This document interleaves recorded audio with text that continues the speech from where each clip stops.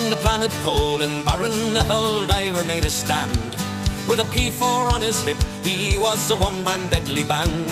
Few knew his name or story as he fought on foreign sand, but the clankers feared the flash of that iron in his hand. He descended with a fury from the sky so dark and grey, automatons in the distance, none would live to see the day. With precision in his motion, he moved like a deadly sway, and with each trigger's pull, their steel would melt away.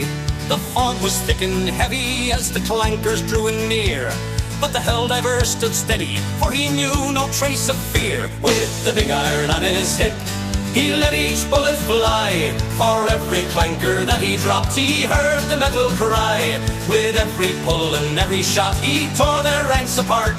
The P4 Senator blazing hot ripped through their soulless heart. Good morning, Knights of Cold Steel. That was P4 Senator by Rogan Ravenheart, a tune dedicated to a recently enhanced borderline anti-tank hand cannon. Seriously, this thing is a monster. While it does hurt my paws every time I pull the trigger, even through the hell-offer gloves, it sure hurts whatever I'm aiming at a heck of a lot more. I've been told that this gun can even down chargers now if you pop them in the skull enough. Truly, the Ministry of Defense cooked good with this weapon's enhancements. I still prefer my tried-and-true bushwhacker, though. It has saved my tail far more than once when stalkers start prowling after me. So, news from the galactic sphere this morning. Crimsica is fighting a desperate battle for its life against an extremely violent and dense sporefall event. But thus far, our brave heroes have kept freedom one step ahead of the fashion sect menace.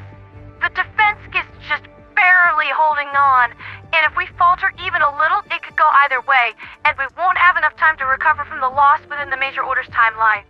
However, Estanu is in dire straits. While it does have a reputation as the most well-defended planet in the universe, said defenses are taking extreme damage.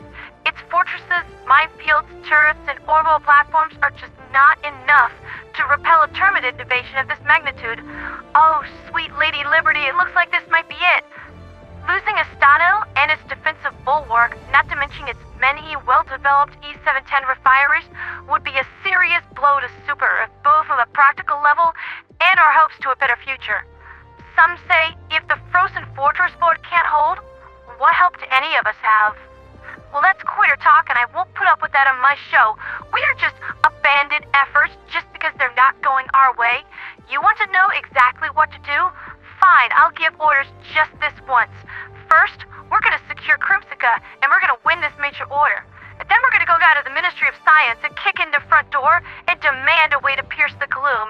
After that, we're going to take back every last world stolen from us by the fashion sects.